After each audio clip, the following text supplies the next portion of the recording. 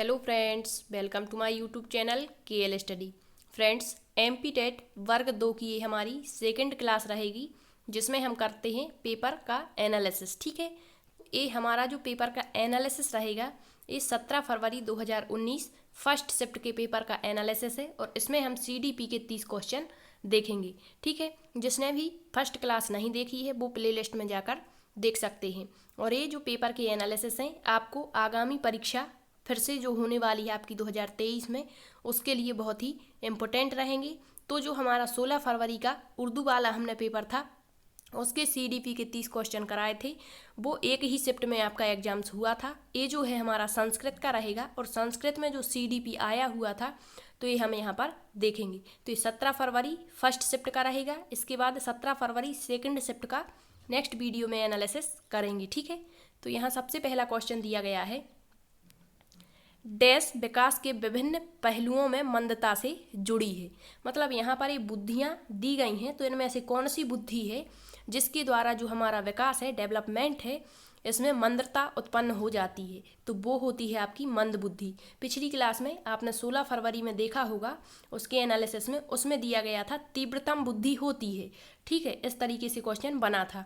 तो यहाँ पर जो मंद बुद्धि होती है, जब हमारे पास मंद बुद्धि रहेगी मतलब लोअर इंटेलिजेंस जिसे पिछड़ी बुद्धि कहते हैं, और टर्मन ने जो IQ पावर बताया है वो कितना बताया है मंद बुद्धि का, 80 से 89 जिसका IQ होता है वो मंद बुद्धि वाला कहलाते हैं। इसी को पिछड़ी बुद्धि या बैकवर्ड चाइल्ड कहते हैं।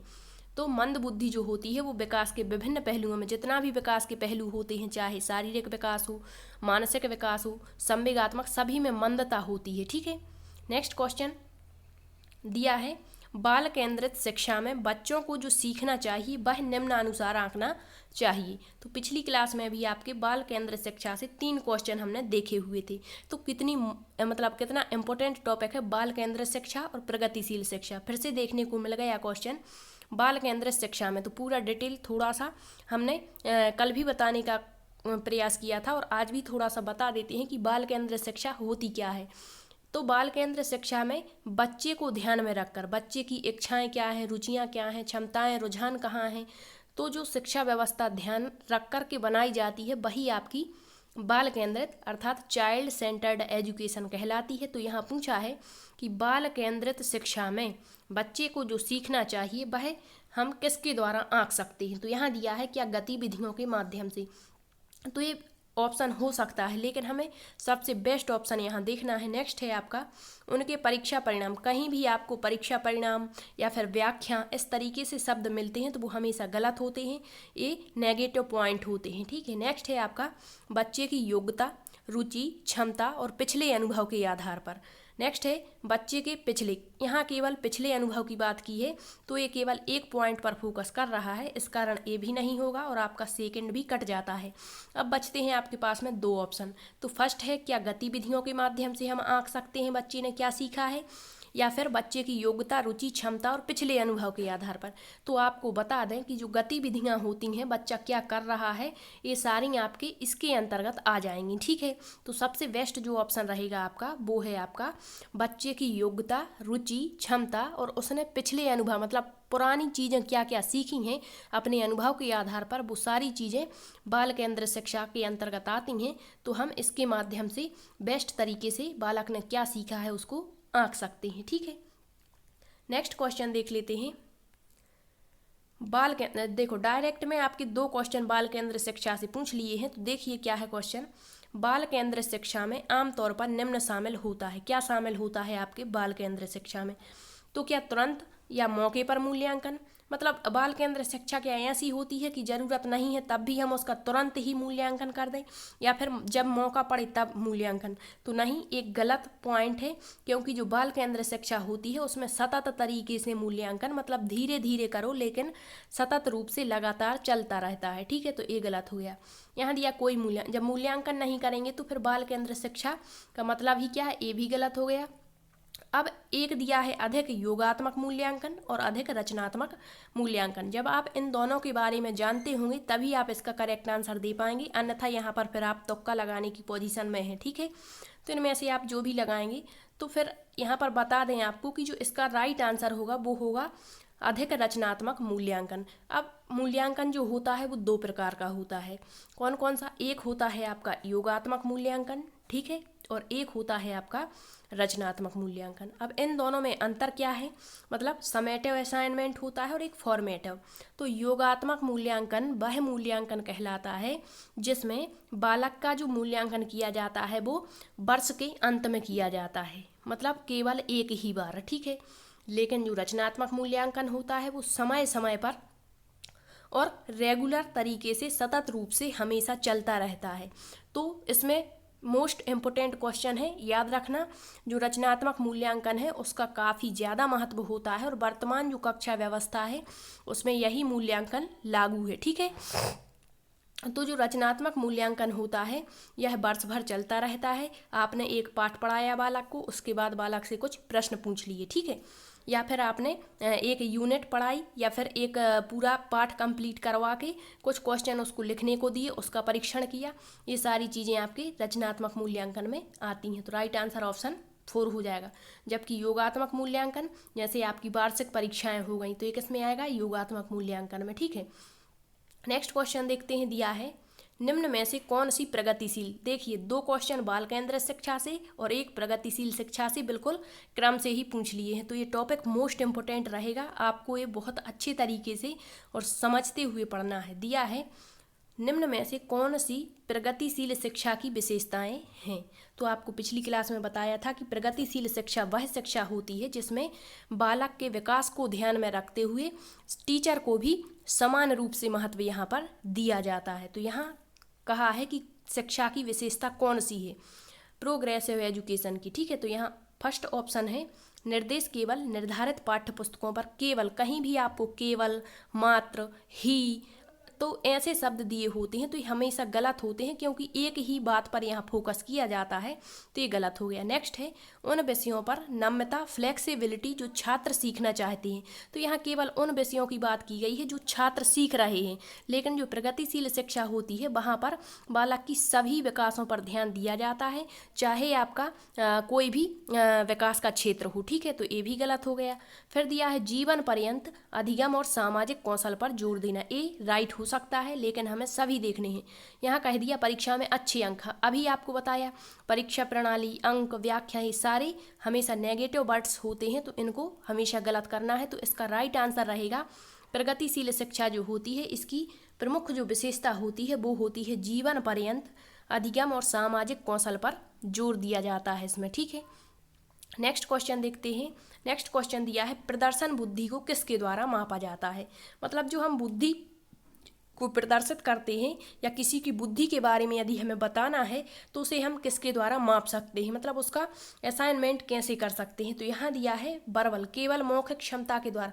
क्या हम किसी की बुद्धि को मतलब मौखिक क्षमता के माध्यम से बता सकते हैं? क्या हम बोलकर बता सकते हैं कि इसमें इतनी बुद्धि है? तो ये गलत हो गया। फिर दिया है समझ के आधार पर, तो ये हो सकता है लेकिन क्या हम उसकी बुद्धि को समझ सकते हैं केवल प्राणी मात्र को देखने से? नहीं, तो ये भी गलत हो गया। फिर दिया है संख्यात्मक, क्या हम संख्या में व्यक्त कर सकते हैं बुद्धि को? नहीं। चित्र व्यवस्था के माध्यम से हम बहुत ही अच्छे तरीके से बुद्धि को प्रदर्शित कर सकते हैं कि इसमें कौन सी बुद्धि कितनी है। यहाँ पर हार्वर्ड गार्डनर का जो बहुबुद्धि सिद्धांत है उसके माध्यम से हम समझ सकते हैं कि उन्होंने 10 प्रकार की बुद्धियाँ बताई। तो हम एक ग्राफ के माध्यम से यहाँ बता सकते हैं बालकों को कि इसमें तार्किक बुद्धि इतनी है, इसमें संगीतात्मक बुद्धि इतनी है, इसमें गणितीय या संगीतात्मक बुद्धि की बात कहें अंतरावैयक्तिक बुद्धि कितनी है।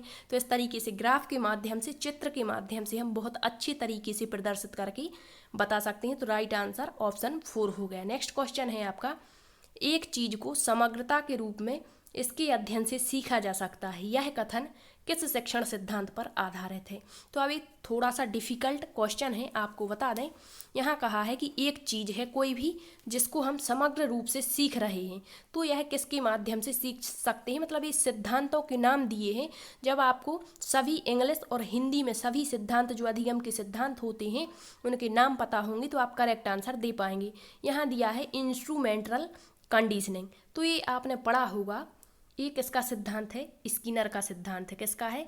स्किनर का क्रिया प्रसूत सिद्धांत। कौन सा है? स्किनर का क्रिया प्रसूत सिद्धांत है ये। कौन सा? आपका इंस्ट्रूमेंटल कंडीशनिंग, जिसे नैमित्तिक अनुबंधन हिंदी में कहते हैं। क्या कहते हैं?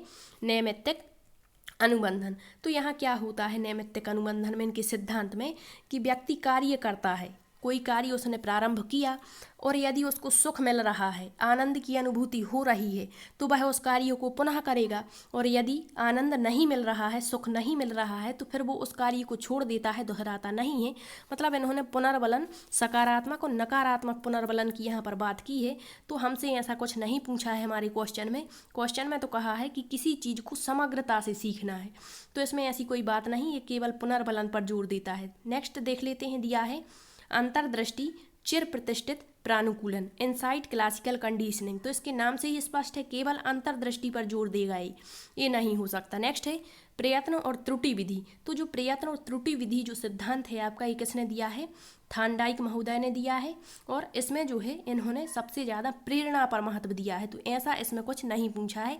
इसका राइट आंसर है आपका क्लासिकल कंडीशनिंग थ्योरी, जिसे चिर प्रतिष्ठित प्रानुकूलन या पावलाव की कंडीशनिंग थ्योरी कहते हैं। तो जो पावलाव का सिद्धांत है जिन्होंने कुत्ते पर प्रयोग किया था, ये यहाँ पर बेस्ट आंसर रहेगा। अब जो पावलाव है, चिर प्रतिष्ठित जो प्रानुकूलन है, इसमें क्या होता है, यह सीखने की एक विधि होती है जिसमें जैविक दृष्टि से शक्तिशाली उद्दीपक को, मतलब दो उद्दीपक होते हैं आपके पास में, आपने पढ़ा होगा सिद्धांत, एक होता है भोजन और एक होता है घंटी। क्या होता है? एक होता है भोजन और एक होता है घंटी। तो यहाँ पर जो आपका शक्तिशाली उद्दीपक है वो कौन सा है? भोजन, क्योंकि इसके माध्यम से तो क्रिया होनी ही है। तो इस उद्दीपक को जब हम सामान्य उद्दीपक के साथ में जोड़ते हैं तो सीखने में इससे मदद मिलती है। क्या? और बच्चा समग्र रूप से यहाँ सीख जाता है। तो यही बात की है कि एक चीज़ को समग्रता के रूप में सीखना है तो किस सिद्धांत पर यह आधारित है? तो ऑप्शन इसका 4 राइट रहेगा, चिर प्रतिष्ठित प्रानुकूलन थ्योरी। ठीक है। नेक्स्ट है आपका क्वेश्चन, शब्द सामंजस्य किससे संबंधित है? जिसे हम कंसिस्टेंसी कहते हैं, यह किससे संबंधित है? तो इसके नाम से ही स्पष्ट है, यह आपके व्यक्तित्व से संबंधित होती है, पर्सनालिटी से। कैसे?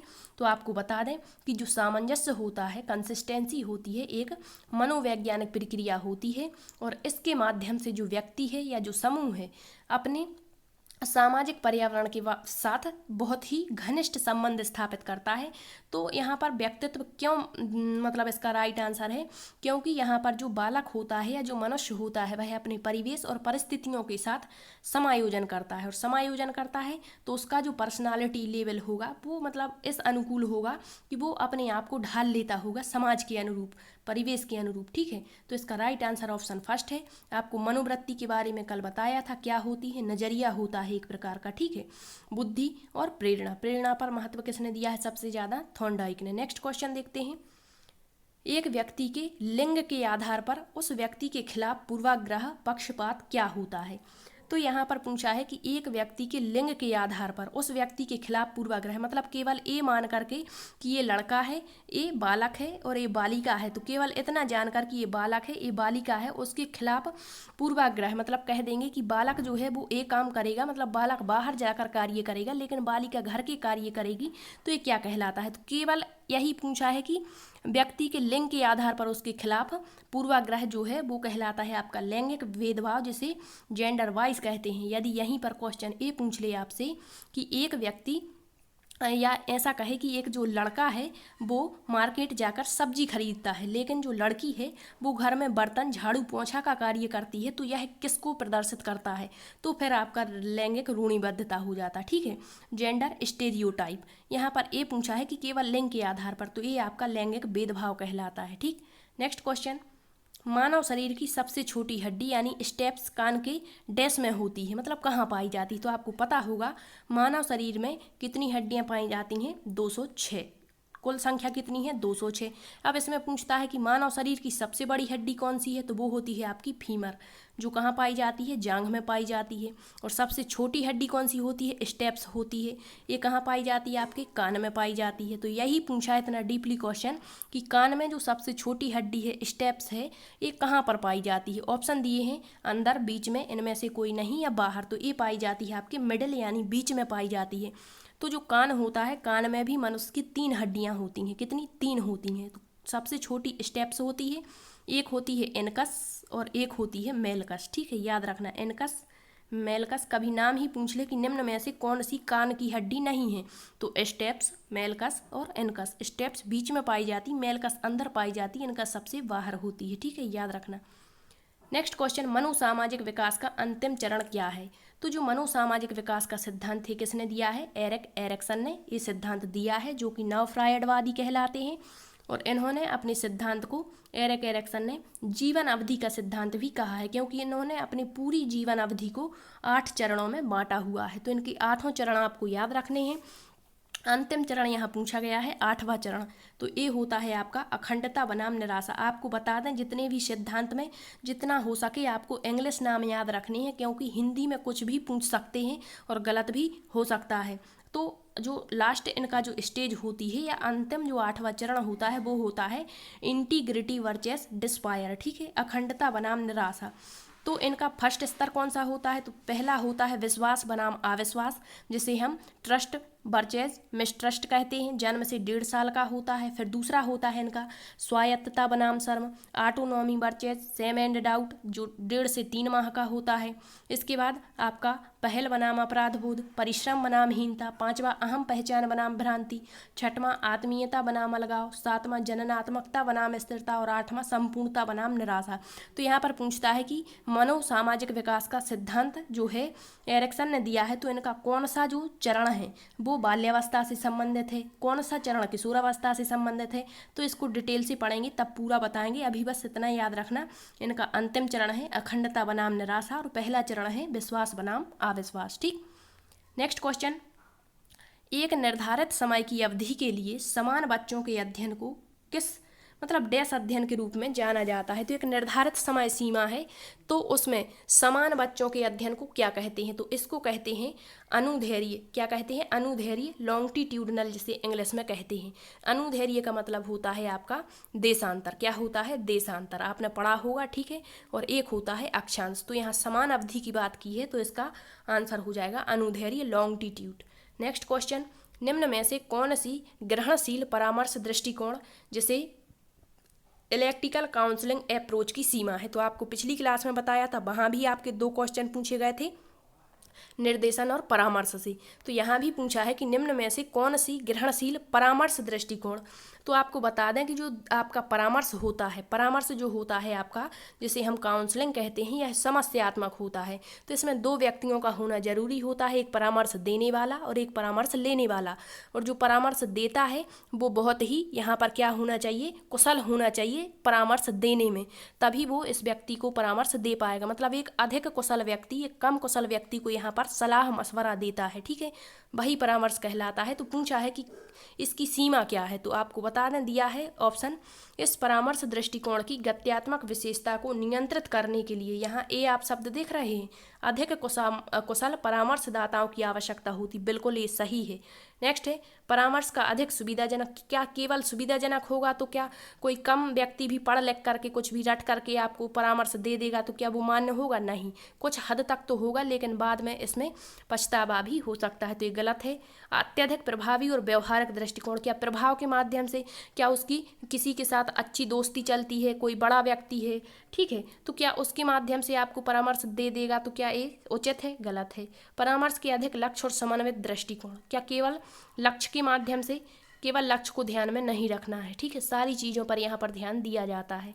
नेक्स्ट क्वेश्चन है, निम्न में से कौन सा तरीका है जिससे कि शिक्षक विद्यालयी शिक्षा में विशेष आवश्यकता वाले बच्चों को मार्गदर्शन कर सकता है? मतलब कौन सा ऐसा एक तरीका है इन 4 में से कि जो विद्यालय है उसमें जो शिक्षक है जो विशेष आवश्यकता वाले बच्चों को मार्गदर्शन अच्छे से कर सके उनका। मतलब जो विशेष आवश्यकता वाले बच्चों से मतलब है यहाँ कि जो सीखने में थोड़े वीक हैं, कमज़ोर हैं, ठीक है। तो क्या है ऐसा? क्या अधिक उनको चुनौतीपूर्ण कार्य दे देंगे बच्चों को तो क्या वो सीख सकते हैं? गलत है, क्योंकि वो समझ ही नहीं पाएंगे।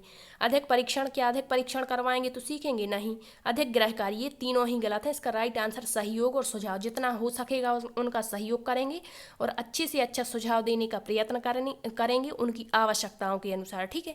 तो इसका right answer option 3। Next question देखते हैं, दिया है निम्नलिखित में से कौन सा मैस्लो की, तो देखो पिछली क्लास में भी आपको बताया था, ये क्वेश्चन आया था और यहाँ फिर से आ गया। अब्राहम मैस्लो ने जो आवश्यकता पदानुक्रम का सिद्धांत बताया है, तो पूछा है कि निम्न क्रम की आवश्यकता कौन सी है।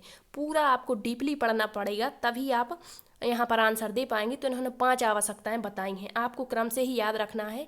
इन्होंने त्रिभुज या पिरामिड के रूप में अपनी आवश्यकताओं को बताया हुआ है, 5 आवश्यकताएं। तो कौन कौन सी हैं, तो आपको क्रम से याद रख लेना है। शरीर, सुरक्षा, सम्मान, शरीर के बाद सुरक्षा के बाद समाज, सम्मान और आत्मसिद्धि। क्या शारीरिक आवश्यकताएं, शारीरिक के बाद में बताई इन्होंने सुरक्षा की आवश्यकताएं, सुरक्षा के बाद क्या बताई इन्होंने, सुरक्षा, समाज की आवश्यकता होती है बालक को, फिर होती है सम्मान की आवश्यकता और फिर होती है आत्मसिद्धि की आवश्यकता। ठीक है, तो ये बिल्कुल जो है इनको डिवाइड किया है 5 भागों में, और इनमें से भी जो निचली 3 आवश्यकताएं होती हैं इसे निम्न क्रम की आवश्यकता बताए। अब आपको बता दें कि जो सबसे निम्न क्रम की आवश्यकता होती वो शरीर की आवश्यकता होती, मतलब शारीरिक आवश्यकताएं, जो भूख प्यास नींद काम क्रोध होता है, ये शारीरिक आवश्यकताएं निम्नतम होती हैं। लेकिन यहाँ ऑप्शन में ए नहीं दिया है, तो इसके बाद जो आवश्यकता आएगी सुरक्षा की आवश्यकता, उसको यहाँ पर हम सही मानेंगे। ठीक है, तो इसका राइट आंसर हो गया सुरक्षा की आवश्यकता। और इन्होंने जो सिद्धांत है 1954 में दिया था, अब्राहम मैस्लो ने 5 आवश्यकताएं बताई। जब निम्न क्रम की आवश्यकता पूरी हो जाती है तो इसके बाद बालक को उच्च क्रम की आवश्यकता की मांग होती है। ठीक है, नेक्स्ट क्वेश्चन, निम्न में से किस प्रकार की बुद्धि का उपयोग यातायात के माध्यम से नेविगेट करने की कोशिश करते समय किया जाता है। तो जो हार्वर्ड गार्डनर का बहुबुद्धि सिद्धांत है, जिसमें उन्होंने 9 प्रकार की बुद्धियां बताई हैं, तो पूछ लेता है, जैसे आपको ऑप्शन दे दिया कि कह दिया कि किसान के पास किस प्रकार की बुद्धि होगी, जैसे कह दिया लता मंगेशकर के पास कौन सी बुद्धि है, या कह दिया कि एक व्यक्ति है जो स्वयं के भावों विचारों को समझ लेता है तो उसके पास कौन सी बुद्धि है, संत के पास कौन सी बुद्धि है, शिक्षक के पास कौन सी बुद्धि है। तो इनका जो बुद्धि का वर्गीकरण है वो अच्छे से पढ़ना है, इससे एक क्वेश्चन तो आपका आना ही है। ठीक है, 100% आना है। तो यहाँ पूछा है कि यातायात के माध्यम से नेविगेट करता है तो उसके पास कौन सी बुद्धि होगी, तो उसके पास होगी स्थानिक बुद्धि। कौन सी, स्थानिक बुद्धि। कैसे, तो यातायात के माध्यम से नेविगेट करेगा तो उसको स्थान का यहाँ पर ध्यान रखना जरूरी होगा। अब स्थानिक बुद्धि और किसके पास होती है, जैसे चित्रकार हो गए, मूर्तिकार हो गए। ठीक है, चित्रकार हो गए, मूर्तिकार हो गया, इसके बाद कार्टूनिस्ट हो गए, तो इनके पास स्थानिक बुद्धि। अब आप कहेंगे स्थानिक बुद्धि का मतलब ये नहीं है कि किसी स्थान की उसको जानकारी है, नहीं, इसका मतलब होता है स्थानिक बुद्धि का कि जैसे आपने कार्टून देखे होंगे, कैसा भी कार्टून हो लेकिन उसकी जो आंखें हैं वो सिर पर ही होंगी, मतलब सिर के पास ही होंगी, ऊपर की तरफ ही होंगी, और पैर जो हैं वो नीचे ही होंगे। ऐसा नहीं होगा कि आंखें नीचे कर दी और पैर ऊपर, ऐसा कभी नहीं होगा। स्थान का ध्यान रखा जाता है यहाँ पर। तो जैसे चित्रकार है, मूर्तिकार है, ठीक है, इनके पास में स्थानिक बुद्धि होती है। प्राकृतिकवादी बुद्धि किसके पास होती है, तो वनस्पति वैज्ञानिक के पास, जीव वैज्ञानिक के पास, इसके बाद आपके शिकारी के पास में होगी प्राकृतिक बुद्धि, तो इनके पास प्राकृतिक बुद्धि होती है। यहाँ दिया है अंतर्वैयक्तिक और एक होती है अंतरावैयक्तिक। तो अंतर्वैयक्तिक यानी दूसरों के भावों और विचारों को समझ लेना, जिसे इंटरपर्सनल कहते हैं, और एक होती है इंट्रापर्सनल यानी स्वयं के भावों विचारों को समझ लेना। ठीक है, तो ये इतनी जो बुद्धियां हैं, भावनात्मक बुद्धि है, कोई बुद्धि का प्रकार नहीं है उनकी बुद्धि में। ठीक है, नेक्स्ट है क्वेश्चन, एक बच्ची को हर सही उत्तर के लिए 1 स्टार मिलता है, किस सुदृढ़ीकरण अनुसूची का उपयोग किया जा रहा है यहाँ पर। तो ये बहुत बड़ा टॉपिक है, थोड़ा सा टाइम लगेगा इसमें, तो जब हम ये डिटेल से पढ़ेंगे तब वहाँ पर बताएंगे। अभी बस आपको याद रखना है कि प्रत्येक सही उत्तर के लिए 1 स्टार मिल रहा है, तो ये कहलाता है निश्चित अनुपात सुदृढ़ीकरण अनुसूची। ठीक है, तो आपको बता दें ये पुनर्वलन की अनुसूची होती है। एक क्या होती है, पुनर्वलन अनुसूची, जो किसने बताई थी, स्किनर ने, और इसके 2 प्रकार इन्होंने बताए हुए थे पुनर्वलन अनुसूची के। कौन कौन सी 2 प्रकार, थोड़ा सा आपको बता दें। पुनर्वलन अनुसूची किसने दी, स्किनर ने दी। इसके 2 प्रकार बताए। पहला बताया इन्होंने सतत पुनर्वलन। क्या बताया, सतत। सतत का मतलब होता है जो लगातार होता है। ठीक है, और एक बताया इन्होंने कौन सा, आंशिक पुनर्वलन। कौन सा बताया, आंशिक पुनर्वलन। तो जो सतत पुनर्वलन होता है इसकी कोई टेंशन दिक्कत नहीं होती, क्योंकि ये सतत रूप से किया जाता है। लेकिन जो महत्वपूर्ण होता है वो आंशिक होता है। सतत हो रहा है, सभी को पता होता है कि ये करने के बाद हमें ये मिलने वाला है, तो यहाँ पर इतना जिज्ञासु प्रवृत्ति नहीं होती बालक की, तो इसलिए ये कम महत्वपूर्ण होता है। लेकिन आंशिक में बच्चों को पता नहीं होता कि कब उनका मूल्यांकन यहाँ पर कर दिया जाएगा, तो यहाँ पर कोई उनको पहले से जानकारी नहीं होती, इस कारण ये महत्वपूर्ण माना जाता है। फिर जो आंशिक पुनर्वलन है इसके दो प्रकार उन्होंने बताए थे आंशिक के, तो इतना डीपली क्वेश्चन पूछा है। तो आंशिक पुनर्वलन के दो प्रकार कौन कौन से हैं? तो पहला होता है यहाँ पर अनुपात अनुसूची। कौन सा? अनुपात अनुसूची। और दूसरा होता है अंतराल अनुसूची। कौन सा? अंतराल अनुसूची। तो जो अनुपात अनुसूची है और अंतराल अनुसूची, अनुपात दर को व्यक्त करता है और अंतराल समय को व्यक्त करता है। ये भी दो दो प्रकार के होते हैं। पहला होता है निश्चित अनुपात पुनर्वलन और दूसरा होता है परिवर्तन पुनर्वलन। ठीक है, यहाँ पर भी निश्चित और परिवर्तन। तो इतना डीपली क्वेश्चन पूछा है। तो यहाँ पर जो निश्चित होगा, निश्चित क्रम में मतलब 1 यूनिट 2 यूनिट 3 यूनिट करवाने के बाद यहाँ पुनर्वलन होता है, मतलब ये फिक्स होता है। तो यही पूछा है कि एक बच्ची को हर सही उत्तर के लिए, मतलब उसको पता है कि सतत रूप से हो रहा और दर व्यक्त कर रहा है, तो कौन सा आंसर हो गया? निश्चित अनुपात सुदृढ़ीकरण। और यहाँ समय का ध्यान रखा जाता है। यहाँ पर कोई मतलब जो आपका अनुपात परिवर्तन अनुसूची होती है, यहाँ कभी 1 यूनिट के बाद कर दिया, कभी 5 के बाद कर दिया, कभी 6, तो फिक्स नहीं होता। फिर इसी समय से कभी 1 मिनट के बाद कर दिया, 2 के बाद, मतलब ये फिक्स होता है अंतराल निश्चित अनुपात जो होता है। ठीक है, और इसके बाद जो अंतराल निश्चित परिवर्तन होता है ये फिक्स नहीं होता। तो दो दो प्रकार होते, डीपली पढ़ेंगे, यहाँ थोड़ा सा समझ में नहीं आएगा आपको, अभी बस याद रखना ये होगा आपका निश्चित अनुपात सुदृढ़ीकरण अनुसूची। नेक्स्ट क्वेश्चन, अध्ययन की एक रचनात्मकतावाद इकाई की एक विशेषता यह है कि, तो यहाँ आप देख रहे हैं रचनात्मकतावाद। जैसे ही ये शब्द आता है आपके दिमाग में आना चाहिए कि सक्रियता। ठीक है, रचनात्मकतावाद यानी सक्रियता। तो इसकी एक इकाई की विशेषता क्या होती है? क्या इसकी शुरुआत इससे होती है कि बच्चे पाठ के लिए एक प्रभावी प्रस्थान बिंदु के रूप में क्या जानते हैं? बिल्कुल ये सही है। नेक्स्ट है, जांच, टेस्ट या नियत कार्य असाइनमेंट का उद्देश्य केवल आ गया, बिल्कुल गलत हो गया। यह पूर्णतया शिक्षक, कभी भी ऐसा आपको शब्द देखने को मिल जाए कि पूर्णतया शिक्षक, पूर्णतया माता पिता, पूर्णतया समाज, तो ये हमेशा नेगेटिव होते हैं। प्रश्न पूछना अधिगम में हतोत्साहित करता है, नहीं, वो जो प्रश्न पूछते हैं वो तो प्रोत्साहित करना चाहिए, यहाँ दिया हतोत्साहित, तो ये गलत हो गया। तो इसका राइट आंसर ऑप्शन फर्स्ट होगा। जो अध्ययन की एक रचनात्मकतावाद इकाई दी गई है उसकी विशेषता यह होती है कि बच्चा जो आया है मतलब कक्षा में, तो वह पाठ के लिए एक प्रभावी प्रस्थान बिंदु के रूप में, मतलब कहाँ से हम पाठ को शुरू करें कि बच्चे प्रभावित हो जाएं और बच्चे सीखने के लिए जिज्ञासु रहें कि हाँ इसके बाद ये आएगा, इसके बाद ये, मतलब इस तरीके से यहाँ पर बात की गई है। तो right answer option first. Next question देखते हैं, पठन कौशल को किसके द्वारा सबसे अच्छे तरीके से विकसित किया जाता है? तो आपने कौशल पढ़े होंगे, स्किल्स जो होते हैं 4 होते हैं, आपने हिंदी में तो इसे पढ़ा ही होगा। ठीक है, तो पठन लेखन होते हैं। ठीक है, मतलब सुबोपली जिसकी हमारी ट्रिक होती है, सुबोपली, सुनना बोलना पढ़ना और लिखना। तो यहाँ पर दिया है पठन कौशल को किसके द्वारा इन 4 ऑप्शन में से अच्छे से विकसित कर सकते हैं? तो क्या केवल उत्तर लिखकर पठन कौशल को विकसित कर सकते हैं? नहीं, यहाँ पढ़ने की बात है और यहाँ लिखने की बात कर रहे हैं, तो ये गलत हो गया। नेक्स्ट है, वर्ड गेम खेलकर, वर्ड गेम खेलना या क्विज करना, तो इससे भी नहीं कर सकते। पाठ में शब्दों के उपयोग पर ध्यान केंद्रित करना, शब्दावली, ये आ गया शब्दावली व्याख्या, ये गलत शब्द होते हैं, मतलब होते तो सही है लेकिन नेगेटिव मतलब होते हैं। ठीक है, तो यहाँ दिया है पठन कौशल को, तो पठन कौशल को विकसित करना है यदि, तो पाठ में जो शब्द आते हैं उन पर उनका क्या उपयोग है और उन पर बच्चों को ध्यान केंद्रित करवाएंगे यदि, तो बच्चे की रुचि बढ़ेगी, इच्छा बढ़ेगी पढ़ने के लिए। ठीक है, और अच्छा कौशल विकसित भी हो जाएगा उनका।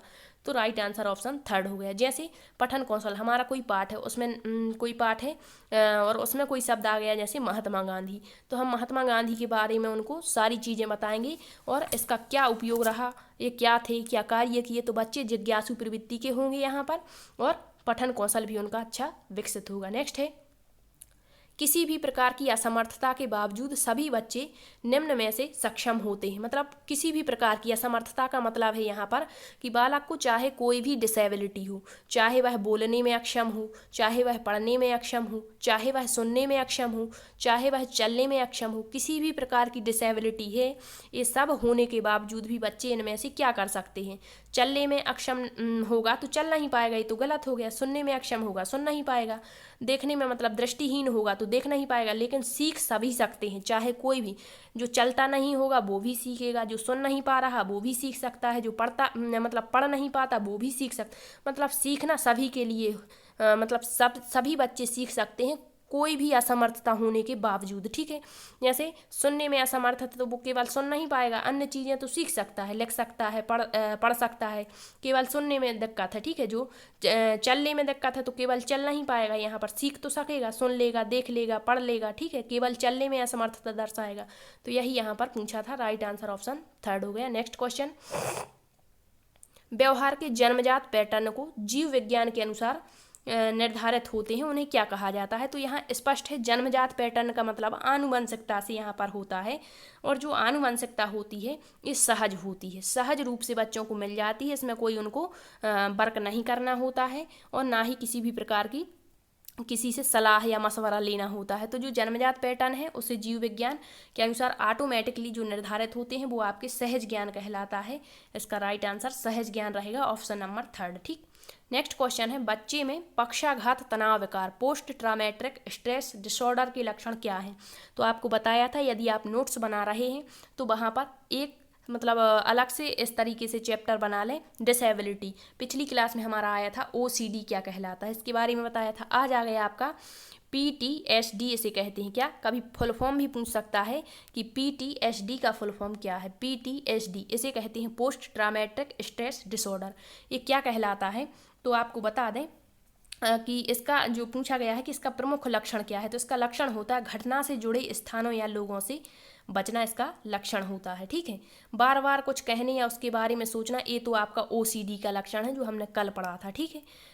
यहाँ पर तो इसका राइट आंसर ऑप्शन फर्स्ट हो जाएगा। अभी क्या कहलाता है पक्षाघात तनाव विकार, तो कुछ मानव के जीवन में ऐसी घटनाएं हो जाती हैं या कुछ इस प्रकार की भयावह घटनाएं होती हैं जिसे जो व्यक्ति है वो कभी भूल नहीं पाता और जीवन में उसे हमेशा उसकी याद आती रहती है, और इसमें वह स्वयं भी पीड़ित रहता है और अपने यदि करीबी कोई है व्यक्ति या परिवार के सदस्य हैं तो उनके जीवन पर यदि खतरा उसको महसूस होता है तो बार बार ये चीज़ें याद आती रहती हैं, आंखों के सामने बार बार घटना। तो इस स्थिति में बच्चे पहुँच जाते हैं और फिर वे उस घटना जो घटना घटी है उससे जुड़े स्थान और लोगों से बचने का प्रयत्न करते हैं। और ये जो जब विकार हो जाता है मतलब इसमें कोई लैंगिक भेदभाव नहीं होता है, ये लड़कियों को भी हो सकता है, लड़कों को भी हो सकता है, और इससे बच्चों का व्यवहार जो है चिड़चिड़ा हो जाता है, आक्रामकता दर्शाने लगते हैं, अधिक गुस्सा करने लगते हैं, ठीक है।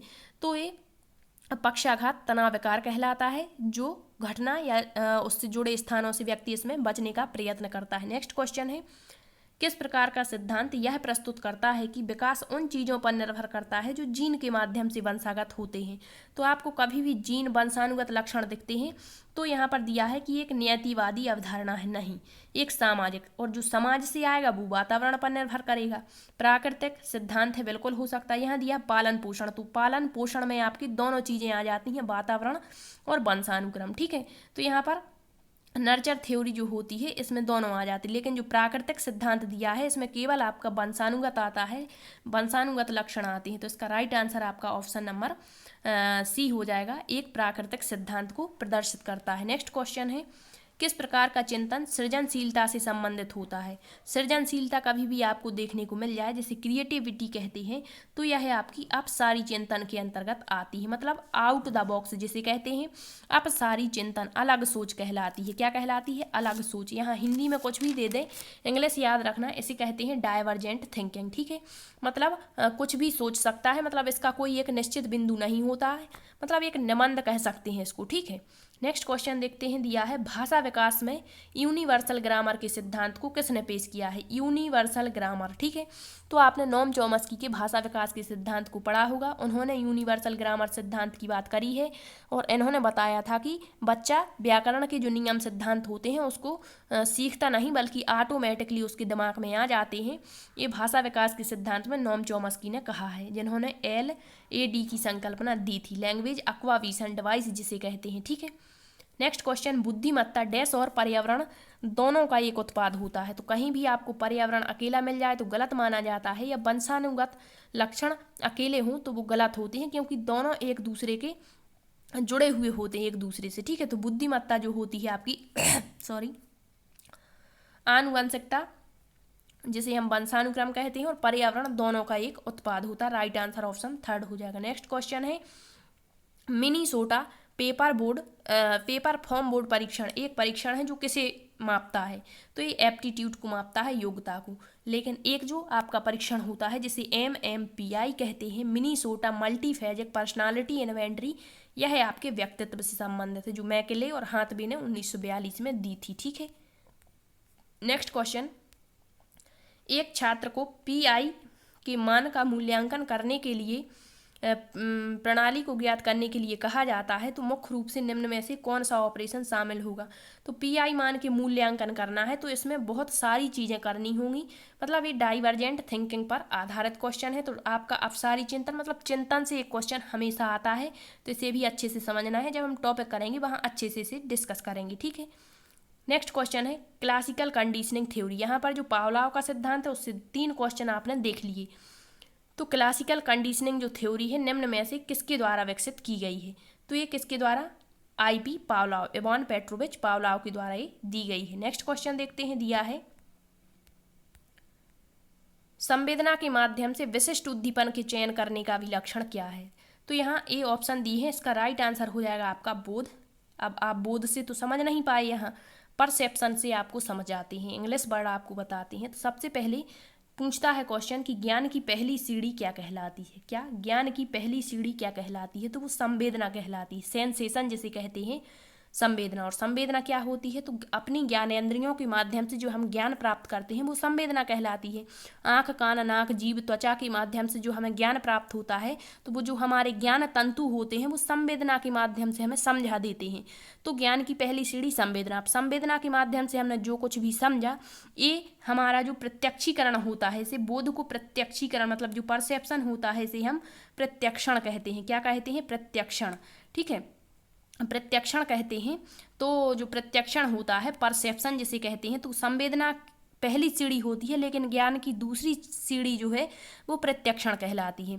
तो संवेदना, ज्ञानेंद्रियों के माध्यम से जो हमें ज्ञान प्राप्त हुआ वो संवेदना हो गई, और जब हमारी जो संवेदना है जो हमारे मस्तिष्क में सूचना भेजती है वो हमारा प्रत्यक्षण कहलाता है। तो यही कहा है कि संवेदना के माध्यम से, मतलब ज्ञानेंद्रियों के माध्यम से हमने ज्ञान तो प्राप्त कर लिया कि ये वस्तु ए है, फिर जब हम उसको पूर्ण तरीके से समझेंगे तो उसी का चयन यहाँ पर जो है परसेप्शन कहलाता है। आज का लास्ट क्वेश्चन दिया है सर्वात्मवाद यह विश्वास है कि जो कुछ भी मौजूद है उसमें किसी भी प्रकार की चेतना है, मतलब जो कुछ भी मौजूद है यहाँ पर उसमें चेतना है। तो निम्न में से क्या विकास के पूर्व परिचालन स्तर बच्चों में सर्वात्मवाद के विचार का वर्णन नहीं करता। तो ये आप देख रहे हैं पूर्व परिचालन स्तर, जिसे प्री ऑपरेशनल स्टेज कहते हैं। तो जो कोहलर का सिद्धांत है उसका पहला स्तर जो है वो पूर्व परिचालन स्तर कहलाता है। तो इनमें से कौन सा एक ऐसा ऑप्शन है जो इसको वर्णित नहीं करता है। तो आपने पढ़ा होगा नैतिक तर्कणा, नैतिक दुविधा के बारे में। तो बच्चा 2 ऑप्शन के बीच में नैतिक दुविधा में पड़ जाता है और फिर नैतिक तर्कणा के माध्यम से उससे बाहर निकलता है। तो यहाँ कहा है कि एक बच्चा जो एक कुर्सी को टकराते हुए अपने पैर को चोट पहुँचा रहा है, मतलब यहाँ तो उसे दुख मिला, ठीक है, क्या मिला, दुख मिला, लेकिन फिर खुशी पाने के लिए वो शरारती कुर्सी को धकेल देगा, मतलब यहाँ उसको सुख भी मिल जाएगा, मतलब फंस गया ना नैतिक दुविधा में। नैतिक दुविधा में था, लेकिन उसने तर्क लगाया कि हमें यदि इस कुर्सी को मार देंगे तो हमें सुख की प्राप्ति होगी, मतलब हमारा बदला पूरा हो जाएगा।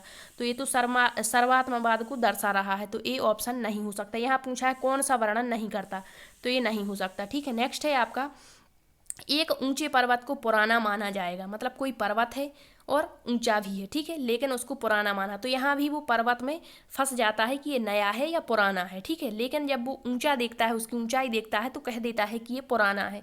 तो ये भी आपका सर्वात्मवाद है। नेक्स्ट है एक कार जिसे शुरू नहीं किया जाएगा तो उसे थका, मतलब वो चालू नहीं हो रही है कार तो उसे थका मान लिया कि वो अभी थक गई है, और बीमार बताया जाएगा, मतलब यहाँ पर थका और बीमार होना, मतलब इसके बीच में फंस गया है। ठीक है, तो यहाँ पर ये 3 जो है इस सर्वात्मवाद को प्रदर्शित कर रहे हैं। लेकिन जो फैंसी ड्रेस प्रतियोगिता के लिए बच्चा फायरमैन के रूप में तैयार होगा, तो ये फैंसी ड्रेस प्रतियोगिता में जा रहा है, इस कारण से वो तैयार हो रहा है, यहाँ कोई ऐसी दुविधा नहीं है। तो इसका राइट आंसर आपका ऑप्शन सेकंड हो जाएगा, फैंसी ड्रेस प्रतियोगिता के लिए बच्चा फायरमैन के रूप में तैयार होता है। ठीक है, तो ये रहे आज के 30 क्वेश्चन। नेक्स्ट क्लास में हम करेंगे 17 फरवरी सेकंड शिफ्ट के पेपर का एनालिसिस। यदि वीडियो पसंद आया है तो वीडियो को लाइक करना और शेयर जरूर करना। Thank you.